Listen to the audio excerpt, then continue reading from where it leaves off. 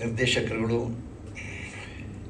ಒಳ್ಳೆ ಕೆಲಸ ತಗೊಂಡಿದ್ದಾರೆ, ಎಲ್ಲರಿಂದ ಅಭಿನಯ ಮಾಡಿಸಿದ್ದಾರೆ. ಚಿತ್ರ ತುಂಬ ಚೆನ್ನಾಗಿ ಬಂದಿದೆ. ಈಗಾಗಲೇ ಸೋಷಿಯಲ್ ಮೀಡಿಯಾದಲ್ಲಿ ಎಲ್ಲ ಕಡೆಯೂ ತುಂಬ ಫೇಮಸ್ ಆಗಿ ಒಳ್ಳೆ ರಿಪೋರ್ಟ್ಸ್ ಬರ್ತಿದೆ, ರಿವ್ಯೂಸ್ ಚೆನ್ನಾಗಿದೆ. ತಾವೆಲ್ಲರೂ ಈ ಸಿನಿಮಾನ ಥಿಯೇಟರ್ಗೆ ಬಂದು ನೋಡಿ ಈ ಸಿನಿಮಾ ತಂಡಕ್ಕೆ ಒಳ್ಳೆ ಜಯ ಸಿಗಲಿ. ಕರ್ನಾಟಕದಲ್ಲಿ ಕನ್ನಡ ಚಿತ್ರರಂಗಕ್ಕೆ ಹೊಸ ನಿರ್ದೇಶಕರು, ಹೊಸ ನಿರ್ಮಾಪಕರು, ನಾಯಕ ನಟರು ಎಲ್ಲರೂ ಹೆಚ್ಚಾಗಿ ಹೊಸದಾಗಿ ಬರಲಿ ಅಂತ ಕೇಳ್ಕೊಳ್ತೀನಿ. ನೀವೆಲ್ಲರೂ ಥಿಯೇಟ್ರಿಗೆ ಬಂದು ನೋಡಿ, ಕನ್ನಡವನ್ನು ಹರಿಸಿ, ಕನ್ನಡತನವನ್ನು ಹರಿಸಿ, ಕನ್ನಡ ಚಿತ್ರರಂಗವನ್ನು ಬೆಳೆಸಿ ಅಂತ ಕೇಳ್ಕೊಳ್ತೀನಿ. ನಮಸ್ಕಾರ. ಹಾಡುಗಳನ್ನ ಅದು ಚಿತ್ರೀಕರಣನೂ ಕೂಡ ತುಂಬಾ ಇಷ್ಟಪಡ್ತಾ ಇದ್ದಾರೆ. ಅದು ನಮಗೆ ತುಂಬಾ ಪ್ಲಸ್ ಪಾಯಿಂಟ್ ಆಗಿದೆ. ಜನರಿಗೆ ಇವಾಗ ರಾಜರತ್ನಾಕರ ಅಂದ್ರೆ ಸಿನಿಮಾ ಯಾವುದು ಅಂತ ಹಾಡುಗಳ ಮೂಲಕ ಗುರುತಿಸೋ ರೀತಿನಲ್ಲಿ ಆಗಿದೆ. ಅದ್ಭುತವಾದ ಸಂಗೀತ ಬಂದಿದೆ, ಹಾಗೆ ಚಿತ್ರೀಕರಣ ಕೂಡ ತುಂಬ ಚೆನ್ನಾಗಿ ಬಂದಿದೆ.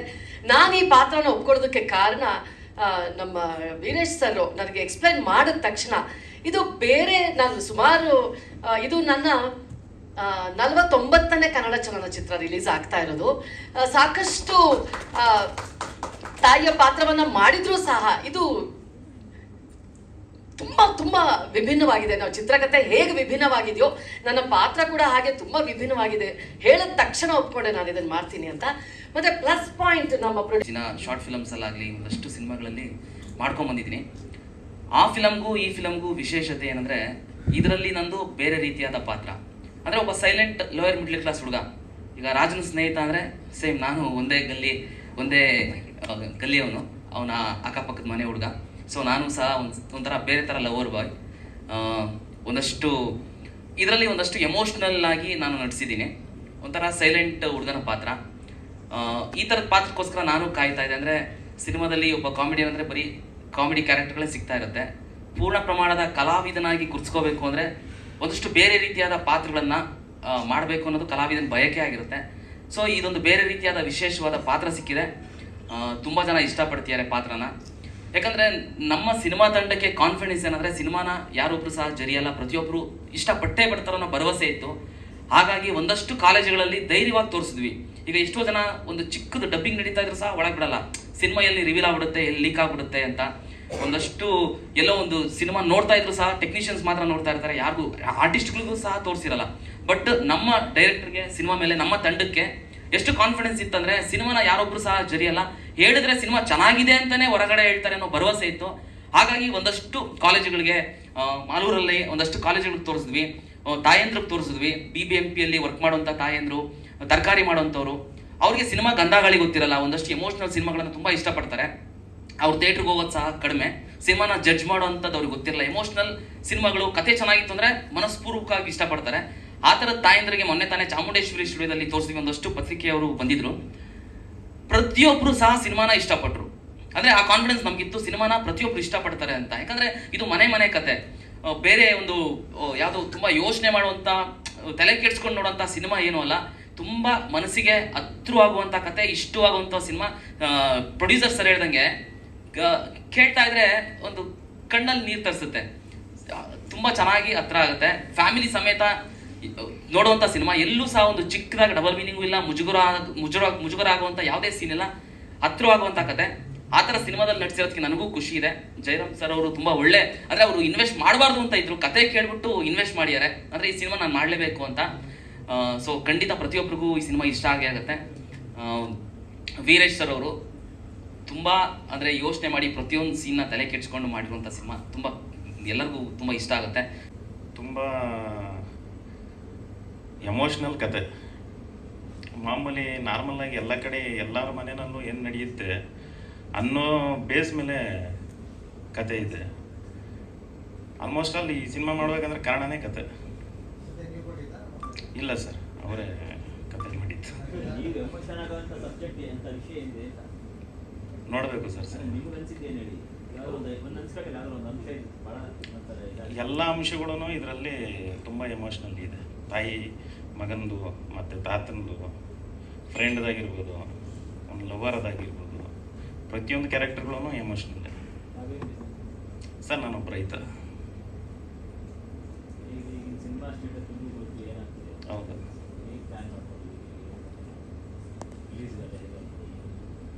ಮಾಮೂಲಿ ಎಲ್ಲರೂ ಯಾವ ಥರ ಮಾಡ್ತಾರೆ ಅದೇ ಥರನೇ ನಾವು ಮಾಡ್ಕೊಂಡಿದ್ದೀವಿ.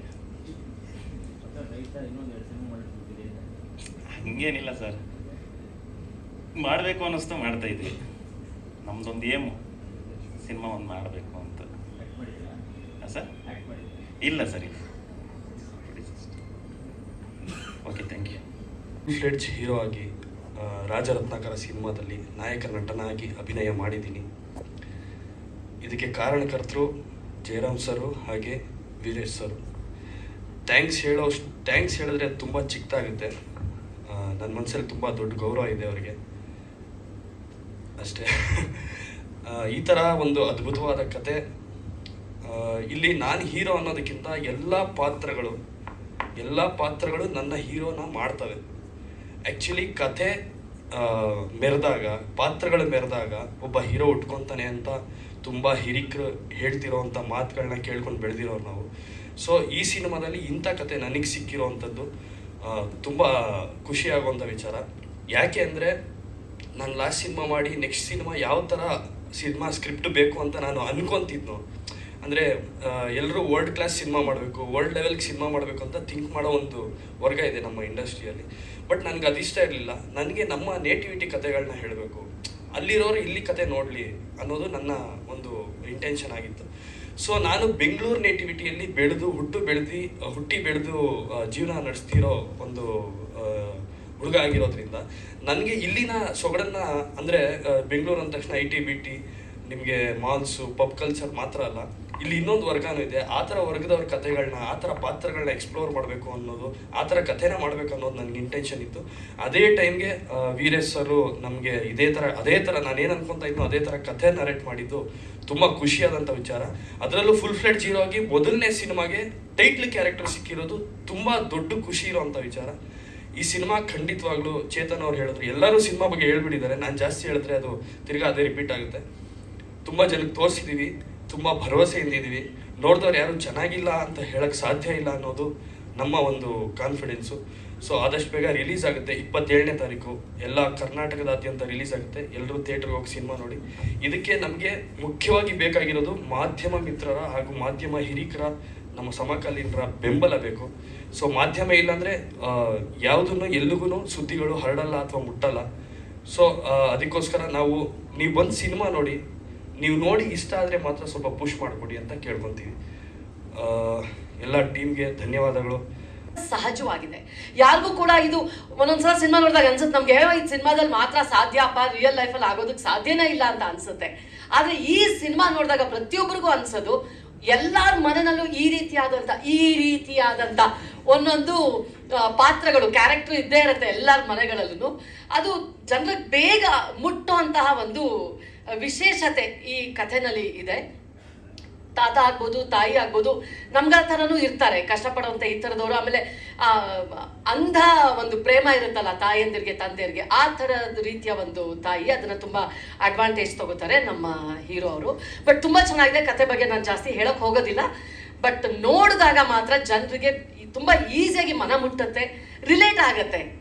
ಸೊ ಹಾಗಾಗಿ ತಪ್ಪು ಮಾಡ್ತಾರೋ ಮಕ್ಳಿಗೂ ಗೊತ್ತಾಗುತ್ತೆ, ನಾನು ಇದೇ ಥರ ಅಲ್ವಾ ಅಂತಲೂ ಅನಿಸುತ್ತೆ. ಅಷ್ಟು ಸೂಕ್ಷ್ಮ ರೀತಿನಲ್ಲಿ ನಿರ್ದೇಶಕರು ಅದನ್ನ ಮುಂದೆ ತಗೊಂಡು ಹೋಗಿದ್ದಾರೆ. ನೋಡಲೇಬೇಕಾದಂಥ ಚಿತ್ರ ಅಂತ ನನಗನ್ಸುತ್ತೆ. ಇನ್ನು ನೀವೇನು ನೋಡಿದ್ರಿ, ಟ್ರೇಲರ್ ನೋಡಿದ್ರಿ, ಅಮೇಝಿಂಗ್ ಆಗಿದೆ. ಹಾಡುಗಳನ್ನು ನೋಡಿದ್ರಿ. Thank you so much. ಕೆಲವೊಂದು ಕಡೆ ರೈಟರ್ ಆಗಿ ಕೆಲಸ ಮಾಡಿದ್ದೀನಿ ಕೆಲವು ಸಿನಿಮಾ. ಇದು ನನ್ನ ಮೊದಲನೇ ಸಿನಿಮಾ, ರಾಜರತ್ನಾಕರ ಅಂತ. ಒಂದು ದುಃಖದ ಸಂಗತಿ ಅಂದರೆ, ನಮ್ಮ ಸಿನಿಮಾದ ನಾಯಕ ನಟಿ ಅಪ್ಸರ್ ಅವರು ನಮ್ಮನ್ನು ಅಗಲಿದ್ದಾರೆ. ತುಂಬ ಡೆಡಿಕೇಟೆಡ್, ಹಾರ್ಡ್ ವರ್ಕರು, ತುಂಬ ಪ್ರತಿಭಾನ್ವಿತ ನಟಿ, ಕನ್ನಡ ಚಿತ್ರರಂಗದಲ್ಲಿ ಬೆಳಿಬೇಕಾಗಿರುವಂಥ ನಟಿ. ಬಟ್ ಅನ್ಫಾರ್ಚುನೇಟ್ಲಿ ನಮ್ಮನ್ನೆಲ್ಲ ಅಗಲಿದ್ದಾರೆ. ಸಿನಿಮಾ ವಿಷಯಕ್ಕೆ ಬಂದರೆ, ಇದು ಒಬ್ಬ ಲೋವರ್ ಮಿಡಲ್ ಕ್ಲಾಸ್ ಫ್ಯಾಮಿಲಿಯಂತ ಹುಟ್ಟಿರೋಂಥ ಹುಡುಗ, ಸೋಂಬೇರಿ ಮತ್ತು ದುರಹಂಕಾರದಲ್ಲಿ ಮೆರಿತಾ ಇರೋಂಥ ಹುಡುಗ. ಅವನ ಲೈಫಲ್ಲಿ ಒಂದು ಲವ್ ಆಗುತ್ತೆ. ಆ ಲವ್ ಆದಮೇಲೆ ಅವನ ಲೈಫಲ್ಲಿ ಏನೇನು ತಿರುವುಗಳಾಗುತ್ತೆ ಅನ್ನೋದೇ ಸಿನಿಮಾದ ಕತೆ. ಇದು ಎಲ್ಲರಿಗೂ ಆಟ ಆಗೋಂಥ ಕತೆ ಇದು. ಯಾಕಂದರೆ ಪ್ರತಿಯೊಂದು ಮನೆಯಲ್ಲಿ ಈ ಥರ ಕ್ಯಾರೆಕ್ಟರ್ಗಳಿರ್ತವೆ. ಈ ಥರ ಕುಟುಂಬದಲ್ಲಿ ಪ್ರತಿಯೊಂದು ಕುಟುಂಬದಲ್ಲಿ ಈ ಥರ ಒಂದು ಕ್ಯಾರೆಕ್ಟರ್ಗಳಿದ್ದೇ ಇರ್ತವೆ. ಹಾಗಾಗಿ ಈ ಕಥೆನ ಆಯ್ಕೆ ಮಾಡ್ಕೊಂಡು ನಾವು ಮಾಡಿದ್ದೀವಿ. ಇದು ಪಕ್ಕ ನಮ್ಮ ನೇಟಿವಿಟಿಗೆ ಕನ್ನಡ ಸಿನಿಮಾ, ಕರ್ನಾಟಕ ನೇಟಿವಿಟಿಗೆ ಮಾಡಿರುವಂಥ ಸಿನಿಮಾ ಇದು. ದಯವಿಟ್ಟು 27ನೇ ತಾರೀಕಿಗೆ ಸಿನಿಮಾ ರಿಲೀಸ್ ಆಗುತ್ತೆ, ದಯವಿಟ್ಟು ಬಂದು ಸಿನಿಮಾ ನೋಡಿ. Thank you.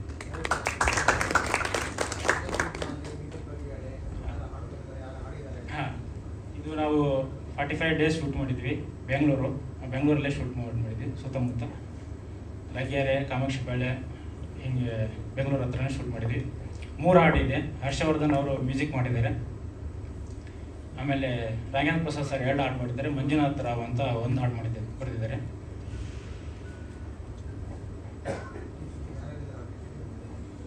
ಚಂದನ್ ರಾಜ್ ಅಂತ ಒಂದು ಹೀರೋ ಆಗಿ ಮಾಡಿದ್ದಾರೆ. ಅಪ್ಸರ್ ಅವರು ಹೀರೋಯಿನ್ನು. ಯಮುನಾ ಮೇಡಮ್ ತಾಯಿ ಕ್ಯಾರೆಕ್ಟರ್ ಮಾಡಿದ್ದಾರೆ.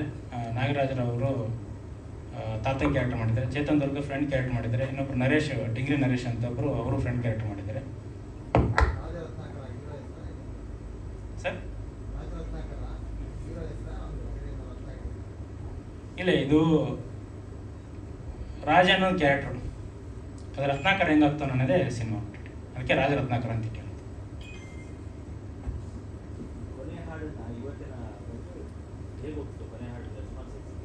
ಅದು ತುಂಬ ಚೆನ್ನಾಗಿ ಬಂದಿದೆ ಸರ್, ತುಂಬ ಚೆನ್ನಾಗಿ ರೆಸ್ಪಾನ್ಸ್ ಸಿಕ್ಕಿದೆ.